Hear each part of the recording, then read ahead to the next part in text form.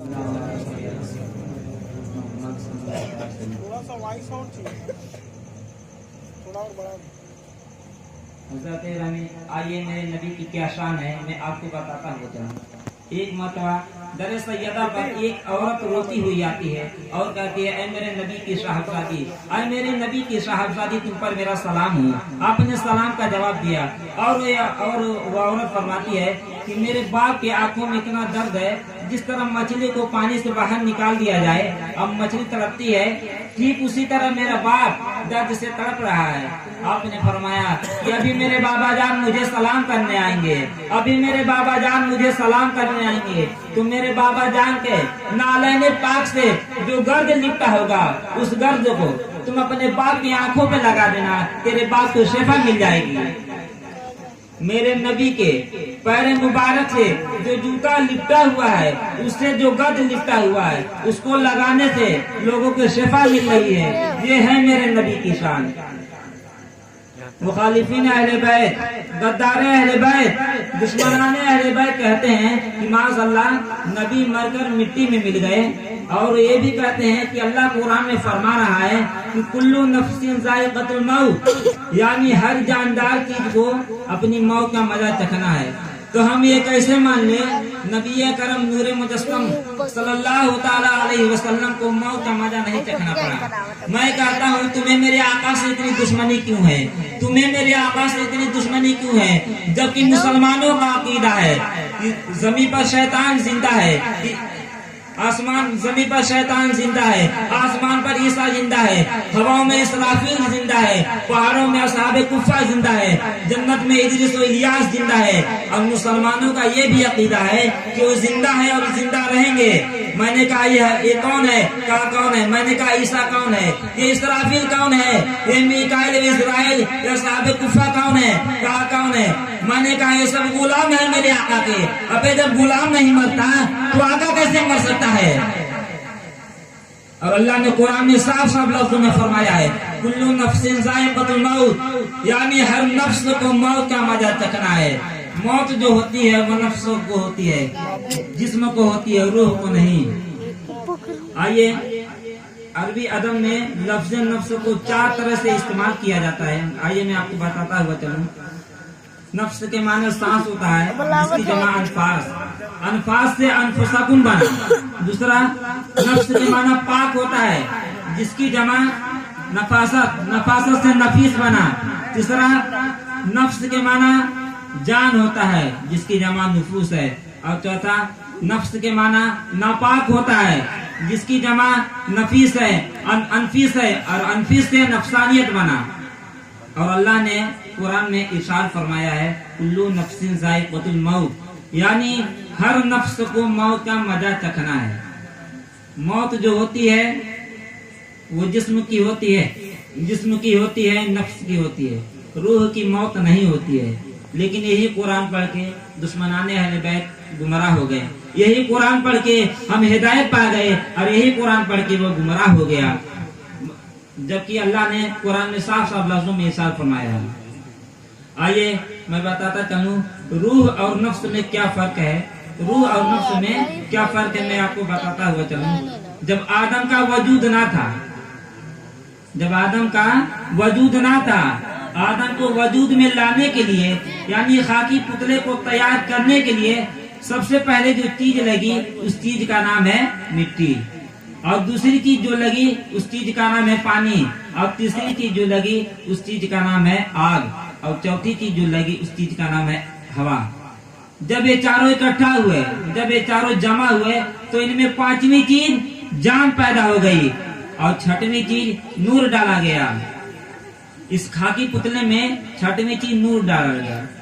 नूर, ये कैसा नूर है, ये नूर मोहम्मदी है। अगर नूर मोहम्मदी खाकी पुतले में ना होता तो आज आदम का वजूद ना होता। ये मोहम्मद के नूर का कमाल है कि आज आदम का वजूद है। तो 6वीं चीज नूर मोहम्मद है, और 7वीं चीज रूह है। जब ये सातों जमा हुए, इकट्ठा हुए, तो इस खाकी पुतले को रूहानी पुतला कहा गया। इस खाकी पुतले को रूहानी पुतला कहा गया।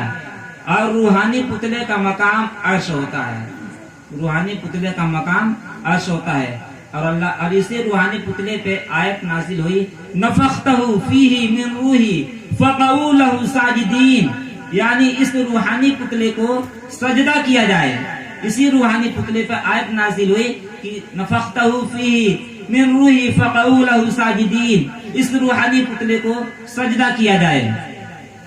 और जब रूहानी पुतले को ये सहू हो जाता है कि मैं कौन हूँ, तो उसमें आठवीं चीज पैदा हो जाती है, जिस चीज का नाम है नफ्स।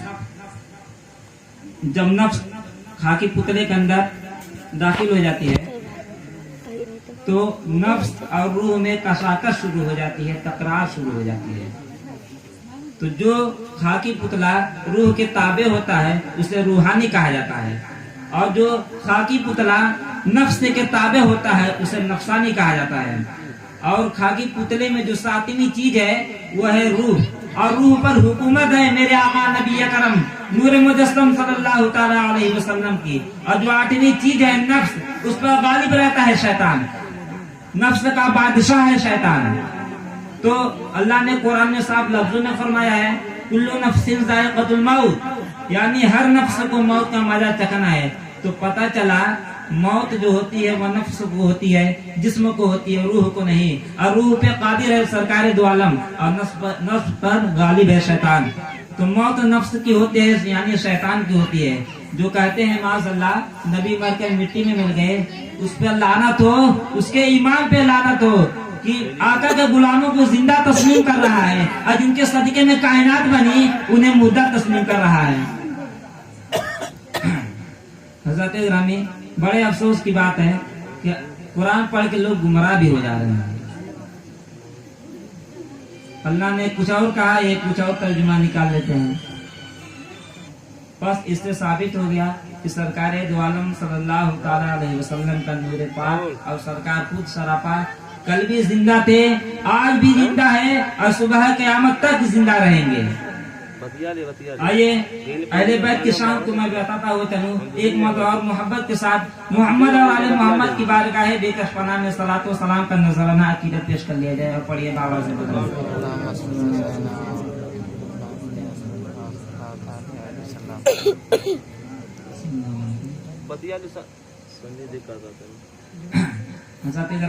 एक मरतबा दर सैयदा पर सरकार दो आलम सल्लल्लाहु ताला अलैहि वसल्लम तशरीफ लाते हैं और फरमाते हैं, अरे मेरी बेटी तुम पर मेरा सलाम हो, अरे मेरी बेटी तुम पर मेरा सलाम हो। आपने सलाम का जवाब दिया और फरमाते हैं, फातिमा मैं अपने बदन में ज़ोक महसूस कर रहा हूँ, कमजोरी महसूस कर रहा हूँ। आप फरमाती हैं, अरे मेरे बाबा जान मेरे लिए कोई हुक्म। आप फरमाते हैं, फातिमा आप मुझे अपनी यमनी चादर लाकर ओढ़ा दीजिए। आप फरमाती हैं, बाबा जान आप कमरे के अंदर जाइए, चलिए हम आपको अपनी यमनी चादर लाकर ओढ़ा देते हैं। सरकार दो आलम सल्लल्लाहु ताला अलैहि वसल्लम कमरे में जाते हैं और माँ फातिमा आपको यमनी चादर ओढ़ा देती हैं। इतने में देखते हैं कि मौला हसन भी घर में तशरीफ लाते हैं और फरमाते हैं, अरे मेरे अम्मी जान आप पर मेरा सलाम हो, अरे मेरे अम्मी जान आप पर मेरा सलाम हो। आपने सलाम का जवाब दिया और हसन फरमाते हैं कि मेरी अम्मी जान मुझे ऐसी खुशबू महसूस हो रही है, मुझे ऐसी खुशबू महसूस हो रही है गोया मेरे नाना जान के बदने पाक की खुशबू हो। आप फरमाती है, मेरे लखते जिगर हसन तूने सही फरमाया, आपके नाना जान यमनी चादर ओढ़कर कमरे में आराम फरमा रहे हैं। जब आप कमरे के अंदर जाते हैं तो कहते हैं, अरे मेरे नाना जान आप पर मेरा सलाम हो। आपने सलाम का जवाब दिया और कहते हैं, नाना जान क्या मुझे भी इजाजत है कि मैं भी चद्दर के अंदर आ जाऊं। आप फरमाते हैं, मेरे नवासे हसन आजा तुझे भी इजाजत है। इतने में लिखते हैं कि मौला हुसैन भी घर में तशरीफ लाते हैं और वही कलिमात आप भी दोहराते हैं जो हसनैन ने दोहराते हैं। आप फरमाते हैं, अरे मेरी अम्मी जान आप पर मेरा सलाम हो। आपने सलाम का जवाब दिया और कहते हैं, अरे मेरी अम्मी जान मुझे ऐसी खुशबू महसूस हो रहा है गोया मेरे नाना जान के बदने पाक की खुशबू हो। आपने काश आपने सही फरमाया, आपके नाना जान भैया हसन के साथ कमरे में यमनी चादर ओढ़कर आराम फरमा रहे हैं। آپ بھی کمرے کے اندر جاتے ہیں اور کہتے ہیں اے میرے نانا جان آپ پر میرا سلام ہو. آپ نے سلام کا جواب دیا اور فرماتے ہیں اے میرے نانا جان کیا مجھے بھی اجازت ہے کہ میں بھی چادر کے اندر آ جاؤں. آپ فرماتے ہیں اے میرے نواسے حسین اے میرے لختے جگر حسین آجا تجھے بھی اجازت ہے. جب آپ بھی چادر کے اندر چلے جاتے ہیں اتنے میں دیکھتے ہیں کہ مولائے کائنات شیر خدا بھی گھر میں تشریف لاتے ہیں اور وہی کلمات آپ بھی دہراتے ہیں جو حسنین کریمین نے دہرائے تھے. آپ فرماتے ہیں اے میرے آقا کی صاحبزادی تم پر میرا سلام ہو. اے میرے آقا کی صاحبزادی تم پر میرا سلام ہو. آپ نے سلام کا جواب دیا اور فرماتے ہیں کہ مجھے ایسی خوشبو محسوس ہو رہی ہے گویا میرے بھائی میرے آقا نبی اکرم نور مجسم صلی اللہ تعالی علیہ وسلم کے بدن پاک کی خوشبو ہو. آپ نے فرمایا آپ نے صحیح فرمایا. آپ کے بھیا آپ کے آقا میرے بابا جان حسن و حسین کے نانا حسن و حسین کے ساتھ کمرے میں یمنی چادر اوڑھ کر آرام فرما رہے ہیں. آپ بھی کمرے کے اندر جاتے ہیں اور فرماتے ہیں اے میرے آقا آپ پر میرا سلام ہو. آپ نے سلام کا جواب دیا اور آپ فرماتے ہیں کہ یا رسول اللہ صلی اللہ تعالی علیہ وسلم اے میرے آقا کیا مجھے بھی اجازت ہے کہ میں بھی چادر کے اندر آ جاؤں. آپ فرماتے ہیں اے علی شیر خدا آجا تجھے بھی اجازت ہے. جب آپ بھی چادر کے اندر چلے جاتے ہیں اتنے میں دیکھتے ہیں کہ ماں فاطمہ بھی کمرے کے اندر چلی جاتی ہے اور آپ بھی وہی کلمات دہراتے ہیں جو حسنین کریمین مولا علی نے دہرائے تھے.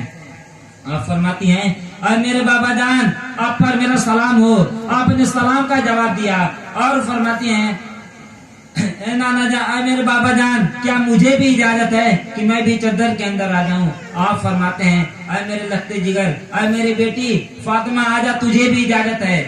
جب ماں فاطمہ چلی جاتی ہے چادر کے اندر تو سرکار دو عالم صلی اللہ تعالی علیہ وسلم چادر کے دونوں کونوں کو پکڑتے ہیں اور عرش کی طرف دیکھتے ہیں اور کہتے ہیں اے میرے رب تو گواہ ہو جا یہی میرے اہل بیت ہیں یہی میرے اہل بیت ہیں. اور آپ نے یہ بھی کہا کہ ہم جسم تو 5 ہیں لیکن روح ایک ہے.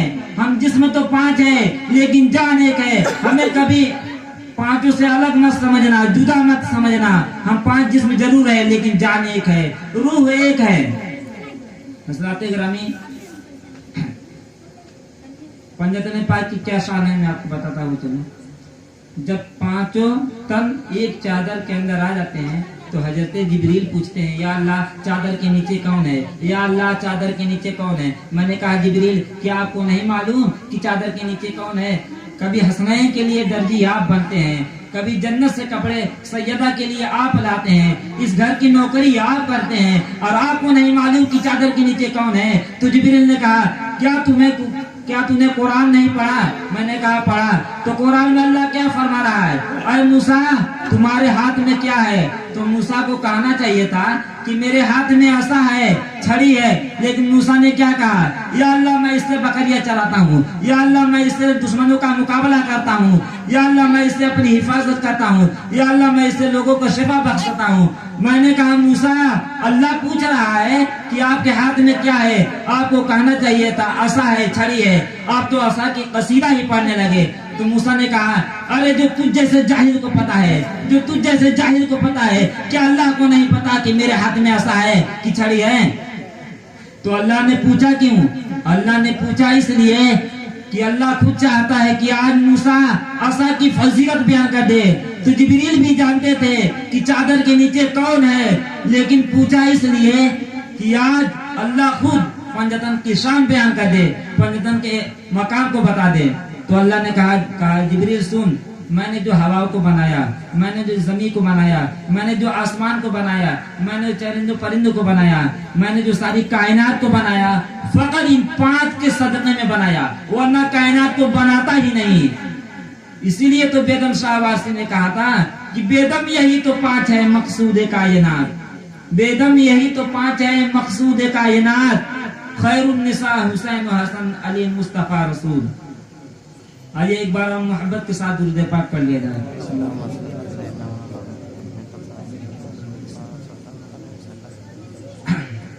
اگر حشر میں چاہتے ہیں رحمتوں کا نزول اگر حشر میں چاہتے ہیں رحمتوں کا نزول تو ایک بار اور پڑھ دیجئے میرے آقا پر جھوم کے درود.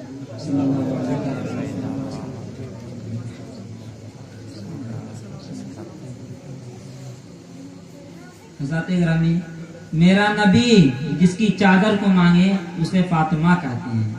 میرا نبی جس کی چادر کو مانگے اسے فاطمہ کہتے ہیں. اور یہی تو خاص فضیلت ہے میرے سلسلے کو. جو خاص فضیلت میرے سلسلے کے ہے وہ کسی اور سلسلے کے نہیں. میں ہر ولی کا احترام کرتا ہوں، میں ہر بزرگ کا احترام کرتا ہوں، لیکن جو خاص فضیلت میرے سلسلے کے ہے وہ کسی اور سلسلے کو نہیں. آپ پوچھیں گے وہ کیسے، تو بتاتا ہوں. زمانے میں چھوٹے سے چھوٹا ولی آیا، بڑے سے بڑا ولی آیا. جب بھی کسی ولی، کسی بزرگ، کسی شاداب سے پوچھا گیا کہ آپ کو ولایت کیسے ملی، تو ہر ولی نے یہی کہا کہ مجھے ولایت میرے دادا علی مرتضیٰ کی وراثت میں ملی. جب خواجہ غریب نواز سے پوچھا گیا کہ آپ کو ولایت کیسے ملی، تو خواجہ غریب نواز نے کہا کہ مجھے ولایت میرے دادا علی مرتضیٰ کی وراثت میں ملی. جب صابر پاک سے پوچھا گیا آپ کو ولایت کیسے ملی، تو صابر پاک نے کہا مجھے ولایت میرے دادا علی مرتضیٰ کی وراثت میں ملی. جب محبوب الہی سے پوچھا گیا کہ آپ کو ولایت کیسے ملی، تو محبوب الہی نے کہا کہ مجھے ولایت میرے دادا علی مرتضیٰ کی وراثت میں ملی. جب غوث پاک سے پوچھا گیا کہ آپ کو ولایت کیسے ملی، تو غوث پاک نے کہا مجھے ولایت میرے دادا علی مرتضیٰ کی وراثت میں ملی. جب مدار پاک سے پوچھا گیا کہ آپ کو ولایت کیسے ملی، تو مدار پاک نے کہا مجھے ولایت میرے دادا علی مرتضیٰ کی وراثت میں ملی. لیکن جب دیوا کے تاجدار وارث الاولیاء جب حضرت وارث سے پوچھا گیا کہ آپ کو ولایت کیسے ملی، تو حضرت وارث نے کہا کہ مجھے ولایت میری جدہ فاطمہ الزہرا کی وراثت میں ملی. اب سمجھ آیا کہ وارثی سلسلے سے لوگوں کو الرجی کیوں ہے، پریشانی کیوں ہے، وارثی سلسلے سے لوگوں کو اتنی جلن کیوں رہتی ہے.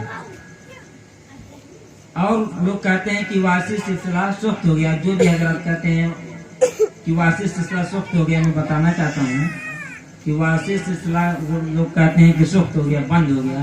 میں نے پوچھا کیوں بند ہو گیا، تو کہنے لگے اس لیے کہ سرکار وارث پاک نے کسی کو خلافت نہیں دیا، تو وارثی سلسلہ کیسے چلے گا، بند ہو گیا. میں نے کہا تجھے پتا ہی نہیں اہل بیت کے گھرانے میں امامت چلا کرتی ہے، خلافت نہیں. جب تو نے پوچھ ہی لیا ہے کہ خلافت کیوں نہیں دیا، تو اس بات میں بھی راز ہے کہ وارث پاک نے خلافت کیوں نہیں دیا. کبھی تو نے سوچا ہے کہ عالم پناہ نے خلافت کیوں نہیں دیا؟ اس بات میں بھی راز ہے کہ سرکار عالم پناہ نے کسی کو اپنا خلافت کیوں نہیں دیا. میرے وارث پاک نے بتایا کہ میرے سلسلے میں رہبریت ہوگی، خلافت نہیں. اگر سرکار وارث پاک کسی کو خلافت دیتے اور وہ خلیفہ کسی کو مرید کرتا، تو اس مرید پر فیضان وارث پاک ضرور ہوتا، لیکن وہ مرید اسی خلیفہ کا ہوتا اور اس خلیفہ سے ہو کر سرکار وارث پاک تک پہنچتا. لیکن میرے وارث نے خلافت نہ دے کر یہ زمانے کو بتا دیا کہ میرے سلسلے میں رہبریت ہوگی، خلافت نہیں. یعنی جو بھی فقیر تم کو مجھ تک لے کر آئے گا وہ تمہارا رہبر ہوگا، لیکن پیر وارث پاک ہوں گے، لیکن پیر وارث پاک ہوں گے. ایک مجھ سے ملا، وہ کہنے لگا کہ یہ اشرف العالمین کیسے ہو گئے. میں نے کہا بے تم مولوی کیسے ہو گیا. وہ مجھ سے پوچھا یہ اشرف العالمین کیسے ہو گئے. میں نے کہا تم مولوی کیسے ہو گیا. جب جائیے دیوا شریف میں تو دیکھیے گا سرکار کے میں گیٹ پہ ہی آستانے پہ لکھا ہوا ہے آستانہ اشرف العالمین. تو اس کو اعتراض تھا کہ کیسے اشرف العالمین ہو گئے.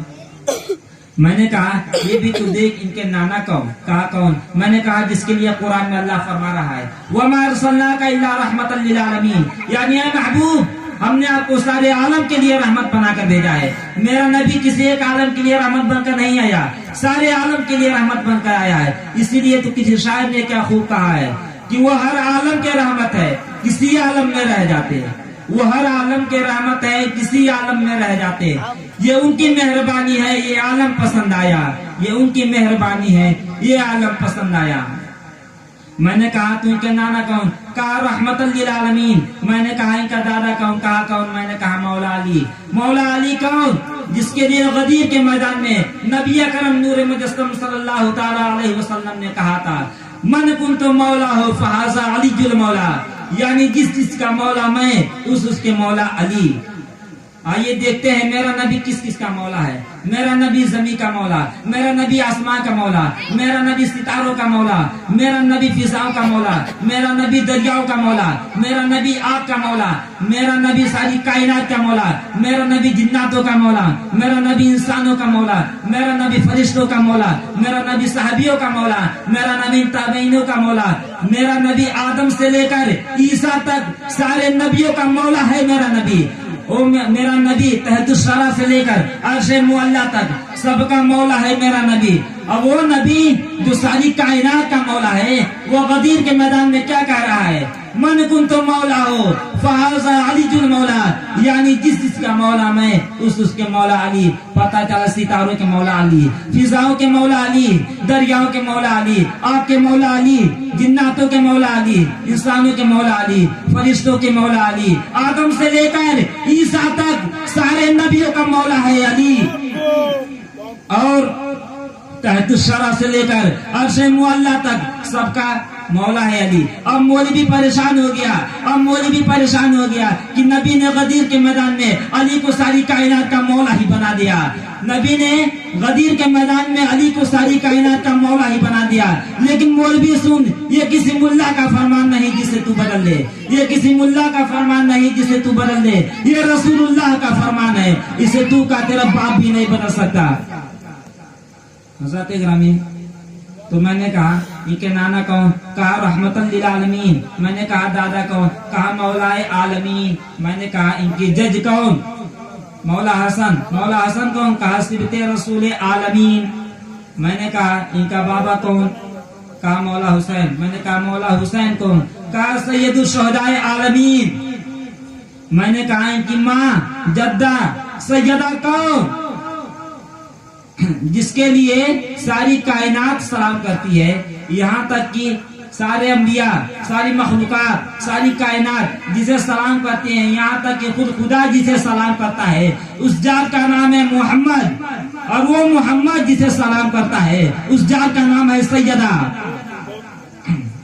تو میں نے کہا سیدہ کون؟ کہا سیدۃ النساء العالمین. میں نے کہا عجیب جاہل ہے, ارے جس کا نانا رحمتاً للعالمین ہو, جس کا دادا مولائے عالمین ہو, جس کا جج صبت رسول عالمین ہو, اور جس کا بابا سید الشہداء عالمین ہو, اور جس کی ماں سیدۃ النساء العالمین ہو, اس کا بیٹا اشرف العالمین نہیں ہوگا تو کون ہوگا؟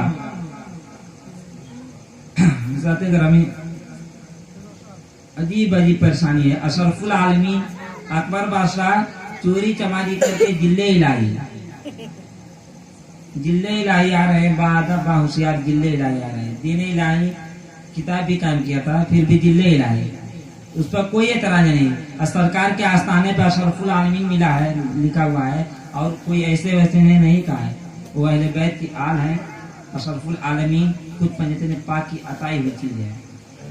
اس بات پہ اس کو اعتراض ہے, یہ اشرف العالمین کیسے ہیں. میں نے کہا تجھے تو انسان نہیں حیوان ہونا چاہیے تھا. میرے سرکار کی عظمت پر انگلی اٹھا رہا ہے, تجھے انسان نہیں حیوان ہونا چاہیے تھا, اور اس سے بھی برا کوئی مخلوق ہو وہ تجھے ہونا چاہیے تھا. کہا خاموش ہو جا. میں نے کہا کیوں؟ کہا اس لیے کہ میں حضرت انسان ہوں. میں نے کہا کیا ہے تو؟ کہا میں حضرت انسان ہوں. میں نے کہا تجھے انسان ہونے پہ اتنا فخر کیوں ہے؟ کہنے لگا اس لیے کیونکہ میں اشرف المخلوقات ہوں. میں نے کہا کیا ہے تو؟ کہا میں اشرف المخلوقات ہوں. میں نے کہا تو کسی نبی کا بیٹا ہے؟ کہا نہیں. میں نے کہا تو کسی ولی کا بیٹا ہے؟ کہا نہیں. میں نے کہا تو کسی پیغمبر کا بیٹا ہے؟ کہا نہیں. میں نے کہا تو کسی رسول کا بیٹا ہے؟ کہا نہیں. میں نے کہا تو کسی ولی کا بیٹا ہے؟ کہا نہیں. میں نے کہا تو کسی قطب کا بیٹا ہے؟ کہا نہیں. میں نے کہا تو کسی ابدال کا بیٹا ہے؟ کہا نہیں. میں نے کہا تو بیٹا کس کا ہے؟ کہنے لگا میں گناہگار کا بیٹا ہوں, میں شیعہکار کا بیٹا ہوں. میں نے کہا پھر خاموش ہو جا, میرے سرکار کی عظمت پر کبھی انگلی مت اٹھانا. ابے تو گناہگار کا بیٹا, تو شیعہکار کا بیٹا, تو جلیل الدار کا بیٹا, تو بے ایمان کا بیٹا, تو گناہگار کا بیٹا ہو کر اشرف المخلوقات ہو سکتا ہے. وہ جو میرا وارث ہے احمد مختار کا بیٹا, حیدر قرار کا بیٹا, اہل بیت اطہار کا بیٹا, وہ اشرف العالمین نہیں ہوگا تو کون ہوگا؟ پھر اس نے کہا اچھا سرکار وارث پاک نے شادی کیوں نہیں کی؟ اس نے پوچھا کہ سرکار وارث پاک نے شادی کیوں نہیں کی؟ अजीब अजीब प्रॉब्लम है, शादी करे तो प्रॉब्लम, ना करे तो प्रॉब्लम। इस बात में भी राज है कि सरकार वारिस पाक ने शादी क्यों नहीं की। अगर सरकार वारिस पाक शादी करते हैं तो ज्यादा से ज्यादा कितनी औलादे होगा, 1 2 4 5 10 12, इससे ज्यादा तो नहीं होती। लेकिन मेरे वारिस ने शादी ना करके ये जमाने को बता दिया कि जो भी वारिसी है वो मेरी औलाद है। हज़रत ग्रामी, हर पीर अपने मुरीद का रूहानी बाप होता है। कोई भी सिलसिला हो, कोई भी पीर हो, अपने मुरीद का रूहानी बाप होता है। उसने कहा अच्छा ये बात समझ में आ गई। अब अच्छा एक और बात पूछता हूँ, लास्ट सवाल, कि ये आलम पना कैसे हो गए? प्रॉब्लम वो पूछने लगा ये आलम पना कैसे हो गए।